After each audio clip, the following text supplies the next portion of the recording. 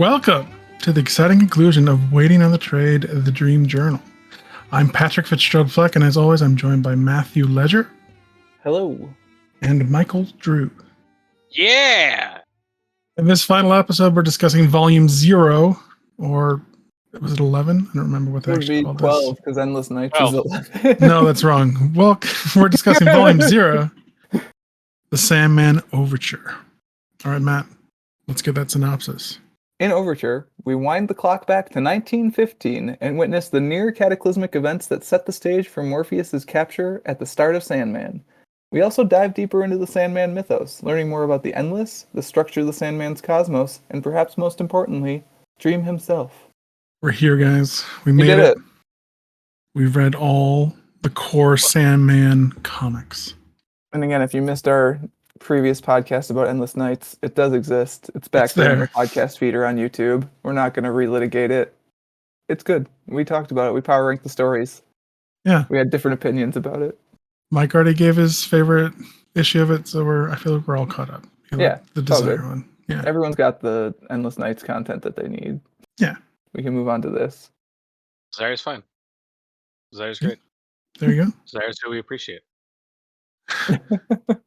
And cats. We like cats. Well, there you go, Mike. You want to just go ahead and start us off? Talk about cats? Sure, I'll start us off. What do I want to talk about? Maybe your discussion question. I don't know. I mean, we can do that. But why would we start following the template? So can I derail us actually before we? Yeah, let's do it. Let's fucking derail. Go. I think my question's actually a better first question. Of course it is. That's true. Sure. That's true. Because I think it kind of could be an ending question. It could equally fit. It's what people are here for, though, right? Sure. I mean, like it's the question that I would be asking if I had read volumes 1 through 10, maybe Endless Nights. I hadn't read Overture, like you guys had not read Overture before this. Mm-hmm. I want to know, did Neil Gaiman fuck it up? Did he George Lucas this shit? There was no Sneedle did he or season 6 of Friday Night Lights this crap? Did he, Star Trek, what's the bad ones? Picard? Hey there, friend. Hey there. Hey, the majority of it is trash. Hard redeemed himself. The first 2 seasons you just don't watch. There are no the only season of Picard is 3. The other 2 don't exist. I mean that's true for a lot of Star Trek shows, so that's not exactly. really good. Exactly. But so to give context for Overture, Overture 6-issue miniseries released, I believe the start of it landed like on the 25th anniversary of the Sandman. That's right.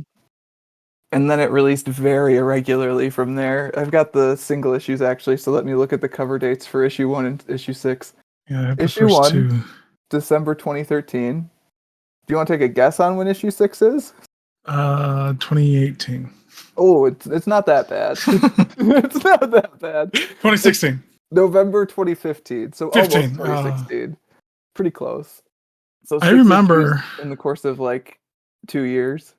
Because I was jazzed, and I'm sure lots of people were, about, oh my god, I can actually pick up Sandman in the wild. Oh yeah, I was super issues. pumped about it. And then you got the first one, it's like, oh, I can't wait for the second one. You had to wait a little bit.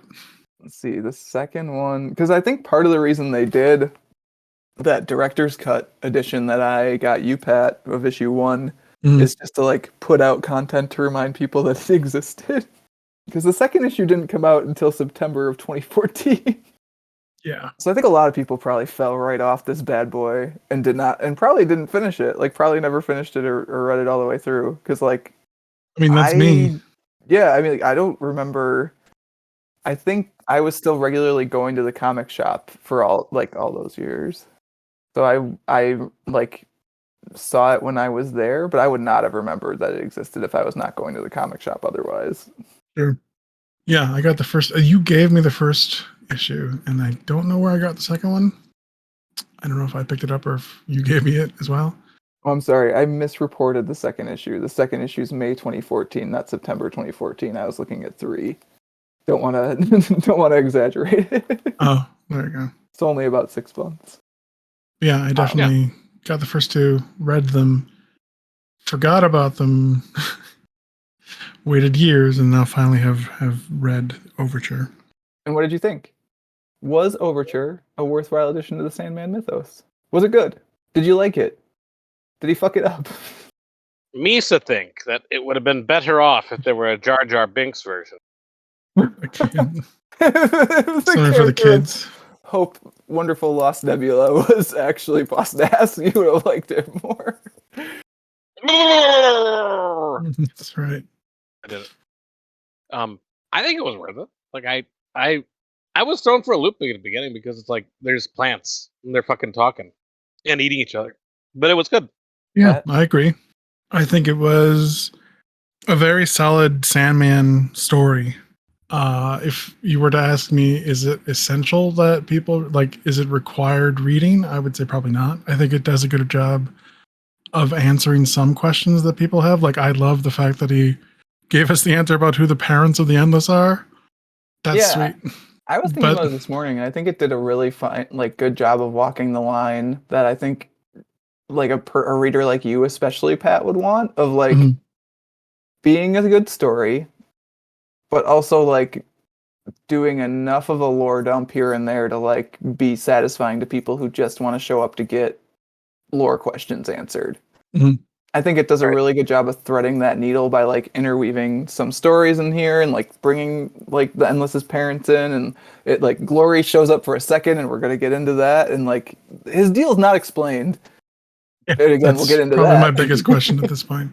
Yeah, so it does a really good job of giving answers or hinting at more pieces of the lore, but not doing it too much, not just being an encyclopedia of endless things you wanted to know. It's a really good story. That's part of why I wanted to have us read it so we could talk about it, is because I really like it. I read J.H. Williams III's art is so good. He might actually be my favorite Sandman artist. I don't know. I mean, it is. Yeah, it is probably one of the better standalone stories of Sandman that I mean, Endless Nights is nice. It gives you all the one shots for all of them. But this it's an overarching contained story between the 6 issues. I mean, I'd put it up there with any of the other ones. In fact, it's not a part of the main story. It doesn't really affect me. I thought it was very good, and it does. It hit the lore spot for me because I really like. I don't want to spoil. What the fuck? The point of this is spoil. I'm gonna say we're spoiling, Mike. Space and time are. That's a fantastic answer as to who their parents. I mean, it makes it. sense if you think about it. Yeah, of course, I those was are the parents thinking of the that Endless. through in the shower the other day because again we're jumping ahead to questions, but that's probably my answer to Mike's question when we get there. It's oh, that's so good. And I think the first time I read it, maybe because it was so spaced out and I hadn't read everything all at once, or I don't know, but I didn't make the connection in my head that night equals space, and I was oh, I guess that's cool. But when you realize that night is space and time is time, and those are the two things that basically make up the universe, Everything. and then That's from where there everything comes from. Yeah, it's really good shit. Yes, indeedy.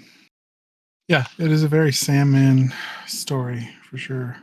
And I think it's important, actually, what you said, Pat, that it's not essential reading, because I think if it for some reason was if it changed everything or was so essential, so I'd feel it would compromise the previous 10 volumes that we read. Mm-hmm. It should fit. It should fit like a puzzle piece, and I think it does in a way that's really clever without feeling contrived. And that's such a hard line to walk when you're doing something like this. You're not wrong, man. It fits very well, and I was very impressed by the end. I'm oh, okay, and we're back. I think there was even a page where it said, "And we're back." Okay, yep. Okay, we're back. It was cleverly foreshadowing itself, and it was I thought it was a very good example of a Sandman story. If I were to give it a rating, I'd put it at an 8 to 9 out of 10. Oh, we don't do ratings, Mike. I know. Shut up. That's why I put it in there in a spot where it How can be dare edited you. up. Because I did it. I do feel like it does a lot of work, both on the beginning and end of Sandman to show you like so much context of what was going on with the characters before the story even started, and even a little bit of like after it ended. I really enjoyed getting the brief Daniel scene that we got. Also, I was expecting more. Like I saw that it was so early. I was like, okay, there's gonna be more Daniel, right? And he never came back. So I was kind of thrown by that actually. But I was surprised we was- got him at all, actually, given that this was always marketed as being like the story that takes place and leads into like how Dream is weakened at the start of Volume 1. Mhm. Like that was basically the pitch when it was announced. And so I was kind of surprised to see Daniel at all. And like pleasantly surprised because I was just listening to our Volume 10 discussion today, and I had mentioned in there the story in the desert where both dreams show up and like how neat that is. And it's always cool to see different versions of the same character in a story to me. Like it's one of the comic gags that I really love.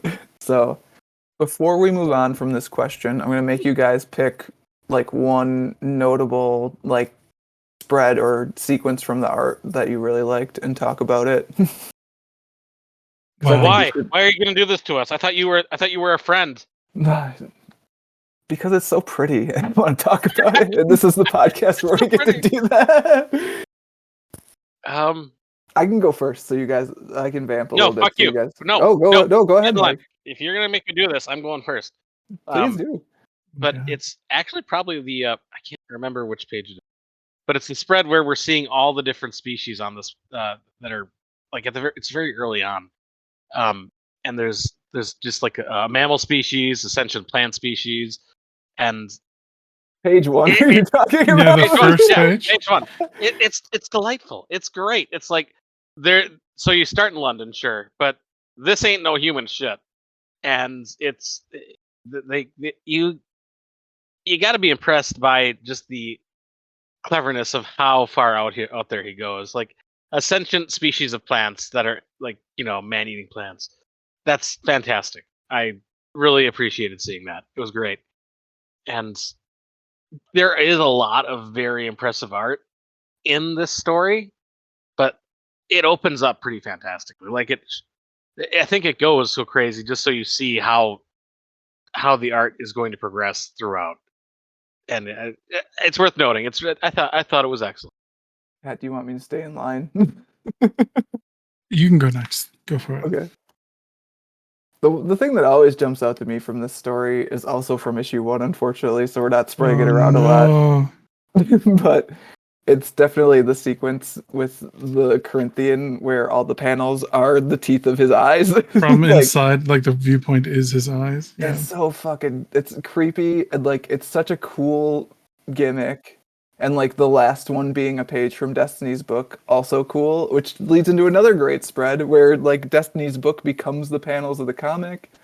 Oh, J.H. We're having Williams. fun. I do want to mention quick before we move on too, because this is also an issue 1, that in the scene where Dream like confronts the Corinthian, J.H. Williams like had stenciled some letters into the panel borders that I hadn't seen before I read this for the like third time. And the first 2 pages say where dreams live now, and then it goes, but sometimes, This isn't the finished. yeah, some dreams die. And like that's stenciled into the panel borders of their confrontation in London. And I did not notice it till this third time through. The story starting off with the dream dying was ridiculous too. I'm like, oh, I guess that's crazy. That was Okay. so odd to me, actually, of like, it was such a big deal that Dream died in volume 9 of Sandman, and here Dream dies, and it's just like, oh, it's no big deal. But it's like, it's just an aspect of Dream that is. Yeah, I like, don't really currently doing quite it. understand that, but whatever. I think it's not like the. So I was trying to make it make sense in my head, and I think the way it's different is that this is just like a portion of the current entity Dream died because that species died, so their dreams don't exist anymore. Is that what it is? Versus like the entire personification of Dream dying, which is a different thing. But yeah, that was like, that threw me for a loop. Pat, do you have a piece of art you want to call it? I think I've been flipping through trying to figure it out. Someone just, threw a question at me out of nowhere, just blindsided me. I didn't think it would take that much thought, My Pat. I thought God, you'd know my God. exactly which Oh, page was your wow. favorite. Wow. I kind of like, I think the City of Stars is probably where I like the art direction the most. When the stars go insane, like when Show he's up, yeah. talking to the one star that's gone, driven mad by the vortex. And then all the other stars reveal that they've also been driven mad by that star, and things get really trippy. That's So the pretty cool. bit of that I really like is at the like near the beginning of issue 4 when all of the buildings like form the words chapter 4 in like really bright colors too. Like that's quite nice. That's a good spread. Yeah, it's a gorgeous book. There's not any bad art in this one. No kindly ones to see here, except they are in there, but They are be in better. Kind? We're not kind, are we? What's that I- cat doing here? I desire your cat for some reason. I wonder why. I hadn't That was actually picked hilarious. up on that. That's hilarious. No, I can't give the kid. So I guess my question also is just like a short version of, did you guys both like this volume? I hope you did, because I liked it, and that's why I had us read it. Yeah, I think we both liked it. I gave it an 8 or 9 out of 10. I think implying that I like it. I think my only problem with it is I don't really like the concept of a dream vortex. It just seems like a nonsense thing that Gaiman created to create a story around, which it is, which maybe there's anything intrinsically bad about that, but it sort of rubs me the wrong way that we don't know why this happens, but it happens and it's a huge deal. Yeah, it's just like some sort of weird hiccup in the process that can upend an entire universe. It's the crux of this story, but it also is basically the crux of the entire Sandman series is Yeah, a lot of it. the dream vortex that Desire creates by creating a human offspring that is a vortex, so that Dream is forced to kill his own sibling, which then would trigger the kindly ones. Like, it's the whole reason why things go down in the book. And I don't understand what vortexes are, why they happen. It's never truly explained, which I don't really want to happen. I don't know. It's weird. It's complex. I do have kind of the same issue. You are not alone. And like, is it only Dream that deals with these like universe rending irregularities that crop up, or does Death have a vortex thing? Does Despair, like, why does Dream only have a thing that if the dreams of all mortals combined together can destroy the world? So I was thinking about that, and I feel like it's maybe partially the like dreams define reality thing. So it's like it's a dream cancer, right? So like a dream cancer would eventually grow big enough to like do the more than 1,000 entities thing that is the whole crux of the end of the story. Where if like 1,000 people are like dreaming about like the universe ending, the universe will end, right? So that could be it. That's kind of how I make it make sense in my head, at least. I don't know how it becomes cancerous. That I don't really understand, but you can't kill an idea, Pat. Maybe it's... That always comes back to V. But yeah, that's my only thing is that I'm not a huge fan of vortexes. Vortices. Vortices. Vivacious vortices. Yeah. But other than that, I mean, it's a fun story. I like that there basically is a beginning, middle, and end to it, which is refreshing. That it doesn't the fact that it does end on literally the first page of the Sandman. Yeah. Really good. There's a nice bow. Yeah, that was excellent. That's why I so like the ending of it. It is very well crafted to fit where it should. Not break the thing that was already there.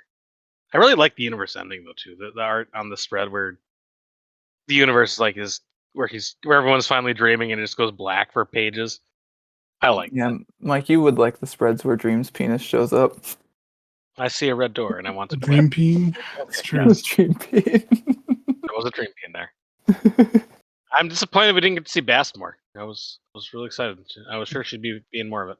Would feature, yeah. She was there. She was early. So is Merv. I like Merv. I'm like, God damn it, I gotta keep fuck out. You gotta give the people what they want, and the people just want Merv. They do. They want Mervin fucking Pumpkin. All right, boys. I think we could take either of your questions at this point. You want to flip for it? I'll go next. All right. What is your favorite shit? What is the biggest reveal in the book? I like the reveal about the cat. That to me was yes, the other reveals were great, but I did not expect, and I should have. I should have expected. I should have known who the cat was earlier. There's a literal heart on its forehead. Yes, there is. There's a literal heart on its forehead. I should have fucking put two and two together. I mean, Mike, I don't think I figured it out the first time I was reading until Delirium showed up. So you're not alone in being dumb if you think you're dumb. Oh, thanks. I do think I'm dumb, but it's I don't think I figured it out till he started talking to till the cat was like, yeah, it was never you. You were never gonna accept my help. I did figure it out before the actual reveal at the end, so I take credit in that. There you go. But the reasoning was great. Like if everyone's dead, then there's no one to desire either, and I don't want things to. That's I have my own desires, so it was selfishly a reason that would work for her, him, them, whatever. Them. And the the way it affected Dream, I'm upset. Like there's not. It's good that they didn't know that this happened during the rest of the story because it would have drastically affected things, I think. But it was. I gotta wonder how Dream would have felt about Desire if it would have affected things had he actually been able to recall the events. I wonder how it would have affected Desire's intentions for him had they been able to remember. I don't think it really would have, based on that epilogue scene we got. Like, it seemed like Desire was still pretty set on figuring out how to. They were excited to try to could you imagine if I made a vortex into if a vortex was one of us? Oh my god, then he was forced to kill them. I'm pretty sure Desire was still gonna fuck with him. Yeah, it just happened to work out that their interests lie in the same direction in this instance. How did Desire trick Destiny? Is what I want to know. I think because the Saculum is like end up there. I think the Saculum lets Desire do things that aren't in the book. Essentially, is how I'm reading it. I thought it just allowed for time travel. But I mean, time travel breaks could Destiny. fuck with the book, right? Yeah, I guess. Go back and redo the thing. Like Destiny is very much because Destiny is the oldest, right? So basically once there's space and once there's time, things start happening, and things happening is what Destiny is. So I think getting power from time lets you fuck with the events of Destiny. There you go. I did like how Destiny was like, Dream, the fuck is your ship doing here? Get it out of here. So good. It's not supposed to be here, Dream. Every single time here. that Dream is stuck somewhere and gets helped, he's like, I was fine. He was not fine. Reading your I didn't need your help. And that makes the reveal of Desire being like, yeah, I tried to help you, man, and you would not take it. So I had to be you. So good. There's so many pieces of this story just working together and also working with pieces of the story that we already know at the same time. So much fun. But yeah, the scene where Destiny's like, brother, your toy is here, and I don't know why. I don't know why. Nothing shit, Dream. It's in my garden. I thought the Desire reveal was done really well, and also I think commenting on Mike's how would it have affected things. I don't think it would have at all, going forward in the Sandman proper, but it does give you a lot more context for their relationship, where those two I think are the most invested in the universe continuing to exist, maybe which is something we hear so much about how they're similar. Even in this story, Knight says that to Dream, oh, you guys are so similar, and Dream does that thing he does. I love getting shitty, pompous, egotistical nonsense Dream again in this. Volume 1, Volume 2 Dream, where he's just we're not similar. I hate Desire. Desire and I couldn't be more different. bro, you do protest too much. They're very similar. Yeah.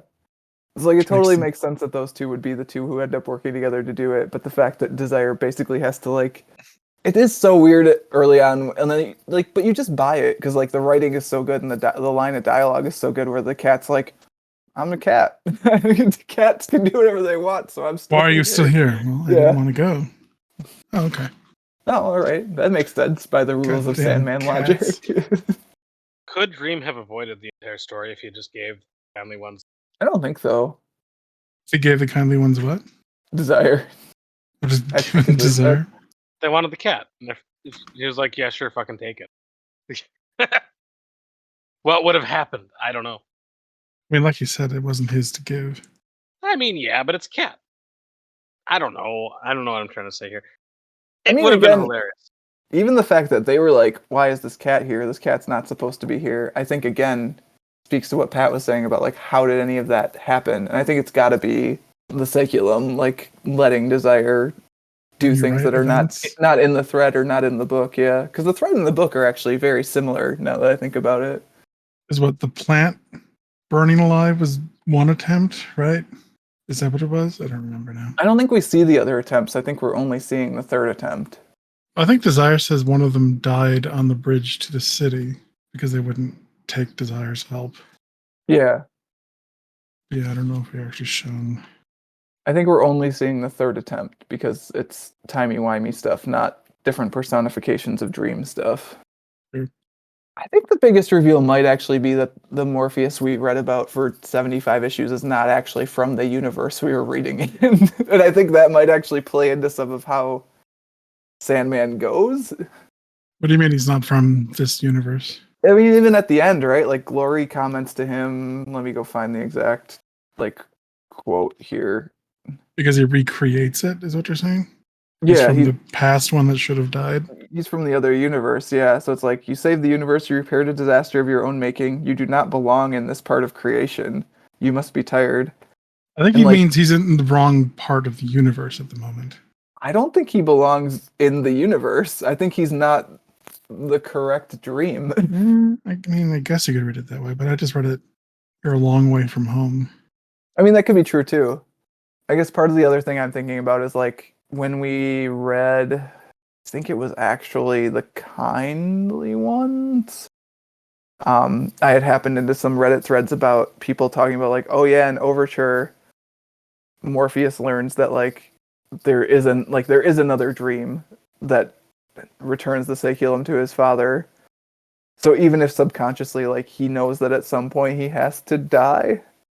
But I suppose because he doesn't have. Maybe. I mean, could it just be him in the future that returns it?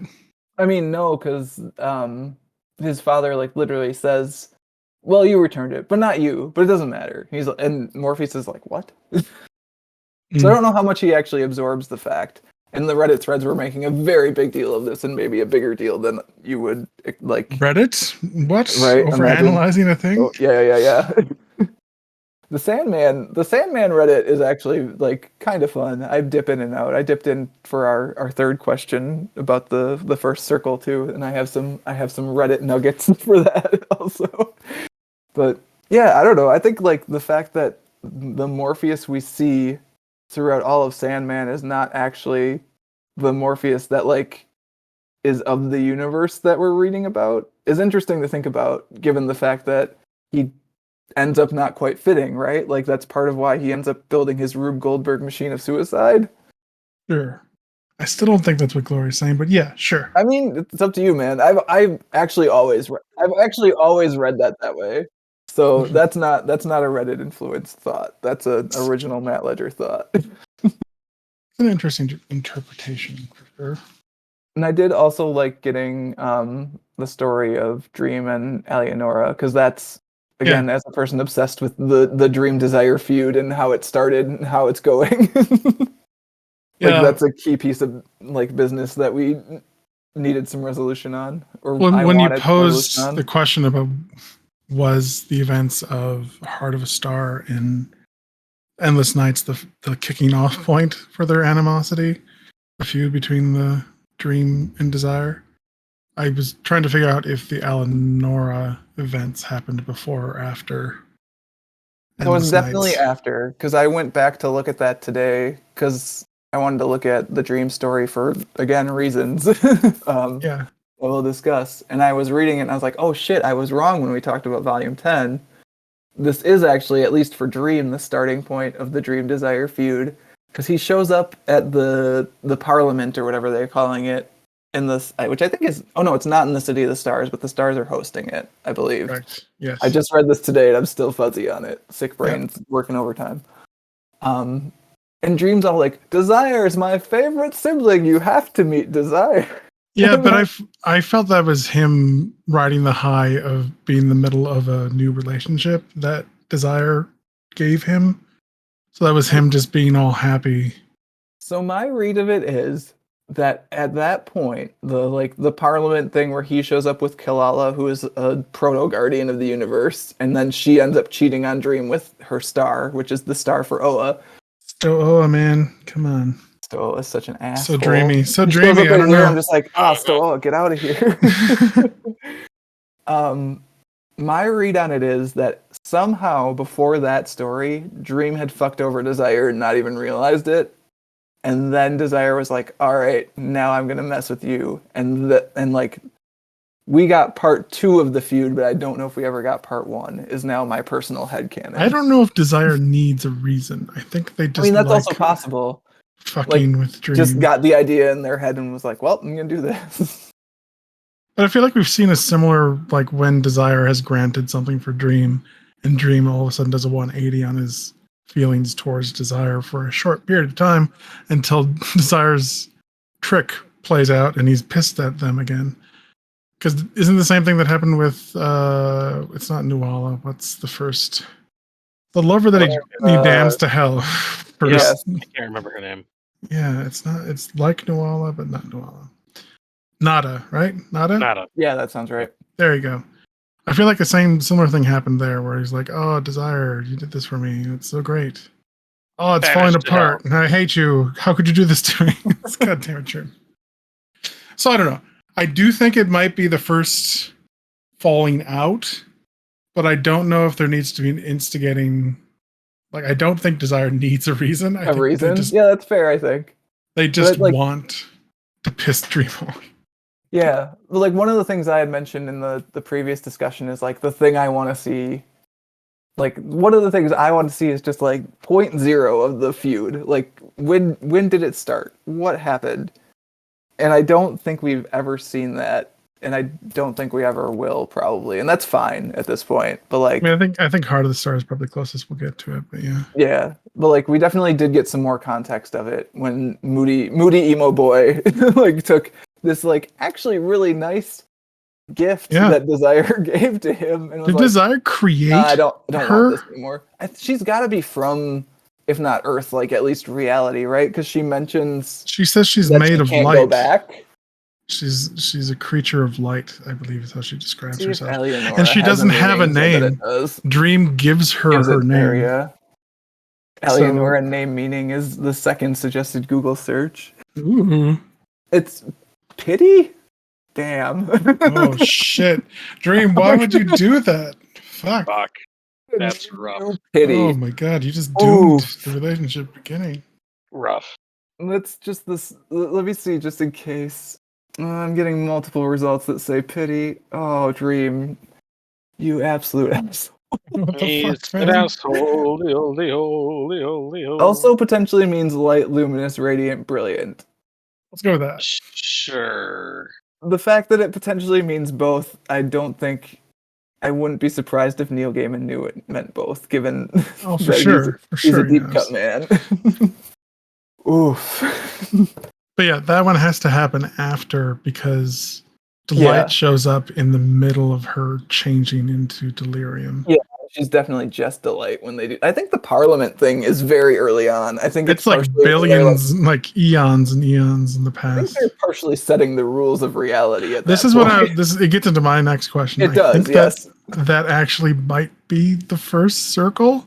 Like the council is happening there in I don't know if Heart of the that's the Star? first circle or if Glory is part of the first circle and the first circle attended that. Do you want to jump right to your question right now, or do you want to do your biggest reveal answer? Oh, I I guess don't I think have you mine. actually Yeah, did. I guess mine. I had a hard time because I think for me, probably the biggest, obviously, was Desire, being a cat that said it was Dream. Also, I think Space and Time being Mommy and Daddy was pretty fun. Space and Time's so good, and I just can't believe That's I so didn't good. get that until this second time I read it. It just makes so much sense, and I love that. And it's like gave me a little happy feeling. So yes, that makes total sense, Neil. Good going. But to be different and to have my own unique answer, I'm going to say the fact that Mad Hetty is immortal. I think because the Seculum was hidden in her dreams. I think she had time powers or immunity because she As a had result a of that? powerful artifact hidden in her dreams. So is she gonna die soon now? Maybe Huh. because Daniel takes it from her, she might die. I Yeah. don't know. Huh. Maybe she's been infected by it. It's been festering in her dreams for so long. Hundreds of years, yeah. Yeah. Huh. So I thought that was fun. Ah, That was my stretch. I had to find. I mean, we talked about a lot of them. But yeah, so my question, going after what we were just talking about, is what's up with that Council of the First Circle? Huh? Who's no. Glory? What's Glory about? I have no clue. Tell us about it, man. Well, he looks like Isaac Asimov, and I have no idea what to do with that. I didn't know what Isaac Asimov looked like until I started doing my Reddit deep dive conspiracy research on what the first circle is. And then so it was like, he looks like Isaac Asimov. And I was like, oh, okay, cool. I guess he looks like Isaac Asimov. There's a whole thing. I think one of the dream aspects calls Glory Shikana, Yeah. which is a Jewish Christian term for the glory of the divine presence. Like you could almost say it's the Holy Spirit, but I don't want to go quite that far. I think you probably do, actually. I think you actually do. I don't want to do that. Because I think I've puzzled together a theory based on Grant Morrison Justice League comics, Reddit deep dives, and the two other appearances of Glory that we have. Which Pat, you also know of the two other appearances of Glory, yes? Well, he's in Heart of a Star. He's talking about the creation of Fairy. Yeah, and it's like it's not stars. actually a place. It's like it's a concept, aspiration. Yeah, something like that. So he's there, and I don't, like we were saying. I don't know if it's true. I like the idea that the conference is the meeting of the first circle, but again, it might not be. And like Matt said, maybe it's just Glory representing the first circle at whatever this council is deciding. That is what I believe. I think either of us could be correct. Yeah, it sort of neatly fits if it is the first council, but I don't know. I don't know if Neil had fully formed his ideas of what the first council was when he did Heart of Star. Who knows? And then he also appears in another Gaiman series called The Books of Magic, which is sort of similar to like a Harry Potter analog, but much more fun, much more dark, where a young boy becomes, is it like the master of magic? I don't remember what his title is. Something like that, yeah. It's been a while since I read it also. But this young boy becomes like super powerful wizard, and all of the magic users of DC, or most of them, show up to help teach him magic. And in one of the issues, I think it's like issue 2, Glory shows up and talks to him a little bit. So yeah, Glory's been around. And I don't want to say that he's the literal like presence of Judeo-Christian God. I don't think maybe he's God. So Judeo-Christian, sorry. Yeah. No, I went to Catholic school, so I know stuff. So I don't think you have to say Judeo-Christian God, because like DC has this concept of like the creator, and it's just called the presence, like to make it nice. Religion agnostic. Yeah, and like the presence has angels, like literally one of them is a member of the Justice League, so that's a thing. Well, I mean, we got Lucifer and angels in this already, so quote unquote God is already a presence in these stories. So that's kind of actually where I'm where the Reddit research pops in, because I popped into this thread where basically like there's a person talking about how there's God, the presence, the creator, whatever, and like Lucifer and Michael, like the Archangel Michael, who I think is most famous for like wearing a toga and having a flaming sword. Angel with a flaming sword, so fucking badass. Which I again, like the name. The that name's Justice League member also has a flaming sword. Is not Michael the Angel though. Are fans. like direct extensions of God, Lucifer and Michael, and so like apparently they are like God's will and God's power. And so then I was like, oh wait, in like the Lord's Prayer, there's the will, the power, and the glory are yours. Mhm. And like that totally makes sense as a thing that like Neil Gaiman would know about or reference. I also might be off in Apophenia land where I'm just like making things make sense. How many But, like, comments on Dan Reddit Brown threads would like to have a word with you.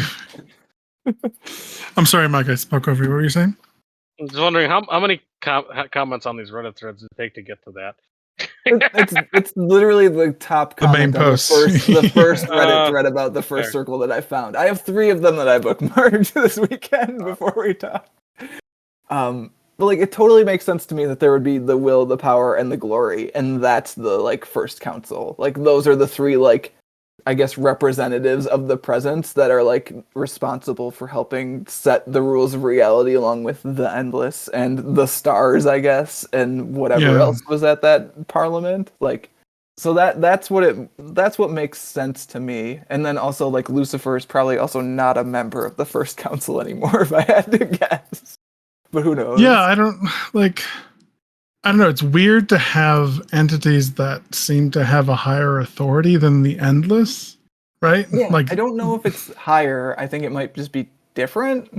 well, But Glory again, says it's glory of the first circle. So, like, whatever he is, he derives his authority from the first circle. And the first circle is the one that has laid out all the rules that Dream loves to adhere to. he really does. Oh, he talks about He rules loves it so so much in much. this book. I love it. The bit where Eleonora shows up and is like, rules, if you're into those, we're going to have trouble. We're I was gonna like, have some oh, God, you're going to have some fucking You don't trouble, even know. Eleonora. You don't even know. But yeah, so like if glory is a stand-in for the presence of the creator, it is time and do they call her night in this? I don't remember what Night, her yeah, actual yeah. like are We can they just say also space. members of the first circle? I would think not. So the way I would do it then is there's the creator who has these 3 representatives, will, power, glory, and those representatives like help with the rules of the universe, which then the universe is space and time, and then the endless. They're saying the creator dictated all the rules. The creator is at least It would make involved in the rules, yeah. If he's gonna create it, he might as well have some say over what goes He's on. the programmer, Pat. We're all in a simulation, right? Oh my god. We're all Oh, living in a heroes of zeros simulation. and ones. I'm a 0 person. The creator is the programmer, and glory is one of the subroutines of the program, setting the constants. Yeah, I mean, it's a whole other like dimension to this story of the Sandman that I think there's 1 or 2 references to the first circle in Sandman proper. Yeah, I know I read somewhere in one of my deep dives that like Desire swears on the first circle at some point. So Yeah, I also saw that. I didn't actually look up to see the actual reference, but yeah, I don't know.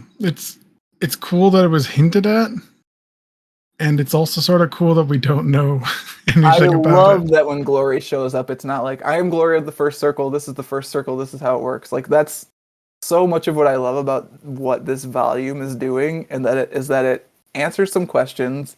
It lays down some other ones, but it's never more concerned with that than like being a compelling story. And Mhm. Glory showing up, being, hey, the universe is breaking, is like that's the part of the story, right? Like that's the part that's important for the story. And it Yeah. leaves us with some like groundwork to start laying like filling in the gaps ourselves, like we're doing on the podcast essentially. Yeah, and I think it is essential for stories to have those spaces for people to fill, because anything that we can think of like is much more exciting than if you were just to say, well, it's this. It's like, oh, okay, well, there's nothing for me to do other than just to accept that that's what it is. Yeah. But there again, I want to know more. So it's a two-edged sword. It really is, right? Like we were talking about how there's like you don't really have any like quote or funny desire to see like the beginning of the Dream Desire feud. Like there doesn't even need to be one to you. And whereas I'm just like kind of obsessed with it I now. want to know. I want to know. Yeah. Why does he look like Isaac Asimov? That's so weird. Because Isaac Asimov set the rules of robotics and the universe is a Oh my simulation. god! Pat. Oh my god! Pat. Makes perfect sense. Perfect sense. I hate that theory makes so much sense. Doesn't it though? the- Look at us go, baby. We're solving it all. I hate it. Do you think so? Okay, let's be a little more biological now. If time and space are the parents, Mhm. how old are the endless? Like, are the endless born as they're needed, or are the endless I mean, they're as old as the universe, roughly, septuplets, right? or I think they were they all birthed existed. simultaneously? I think they No, 'cause existed they- as creation became real. Like the moment creation started, destiny was a thing. The moment But then, what's the point a of thing, parents? the moment a thing lived, death had to be a thing because it needs to end. Like I think it just they appear as creation needed them to appear. So they're not so much. So in that case, the parents aren't so much parents; they're just creators themselves. Well, I mean, given enough time, Man. anything can happen. So I mean, it's the Big Bang. Like it's there was I bet that's nothing, what and then there was everything. Time called it too, the Big Bang. Yeah, that's right. I mean, that could literally be what the first circle is, by the way. Just the hyper compressed matter before the Big Bang. Kablooey. Really? Here's one for you guys. Okay. So we've got space and time. We've got the endless. What the hell's dusk? Who's dusk? Didn't they say it was a distant sister or something like that? I read that online somewhere, but I don't remember reading it in the text the other day when I looked at those pages multiple times. Because, like, she says, "Let me take you to your mother," as though they don't have the same mother. Sure. Does she show up? Like she's at the beginning when she talks about there being a war. Does she show up again? She Dusk? shows up when Dream pops into Night because she like basically takes Dream out of the black hole and over to talk to Night. Oh, okay. And that's when she's like, "Let me take you to your mother." And I'm like, "Okay, Yeah, wait, here this she doesn't is. make sense." Like Dream knows who she is, so that's a new question. we filled in some gaps and we got some new gaps, which honestly is what I want, like what I would have wanted. Would have been very disappointed to not to like just get everything solved. Can't have all the answers solved. I'm desperately trying to find. Now Pat's trying to figure out what dusk is. Yeah, I guess I must have read the same Reddit thread that you did. I was gonna say I'm looking at the reference to and was described as a distant sister here, but I do not see that in the book. And she's with Night when she's bathing. I guess they might be like inferring because Night calls her yes child, but that's Maybe. a stretch. There's a stretch. Just because she called her a child doesn't mean that she's literally.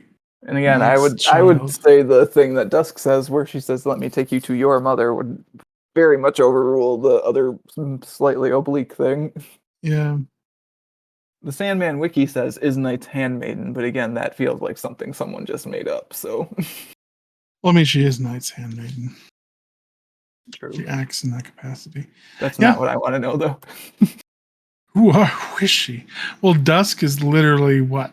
The beginning of Night? Night. Yep. Yeah. So whatever that means. It's all just zeros Maybe and it's a ones. younger version of Night? I don't know. They do look similar to each other. But then wouldn't dusk just still be night? Ah, fuck. I don't know. We just saw a Zero's whole one, lot of yeah. dreams talking to each other that there were earlier versions of, talking to later versions of. The Cthulhu dream was fun. Yeah. Yeah, we didn't even talk about the 4-page fold-out spread. You guys have the collected edition, I would assume, right? Yeah. Or did you guys go digital? I have the physical book. Mike, did you get a digital version, or you have a? Oh yeah, we went over to Barnes and Noble, and I found a physical copy. Nice. So You got a How- I've been hardcover, added right? to my bookshelf.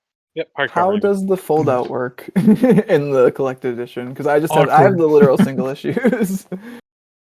I was wondering how it worked in the single issues. It folds out from the inside, so it's just like it's got 2 pages, and then they're folded over in half, Yeah, they're and extra then they large fold out. pages that are folded. Okay, yeah, it's similar then.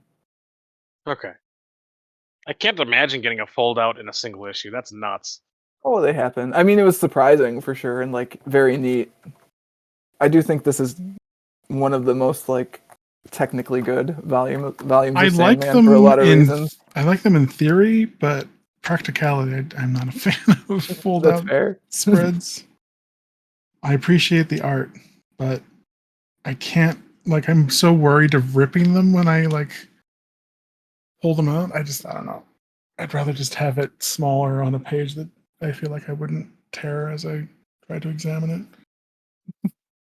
But yeah, have we done it, guys? Are we done We discussed discussing? the Sandman. Oh my gosh! We did it. Now, we finished volume 0, which is actually 12. It's time we put the Sandman to bed. Wait for it. Oh. Oh, Just end on that. yep, done.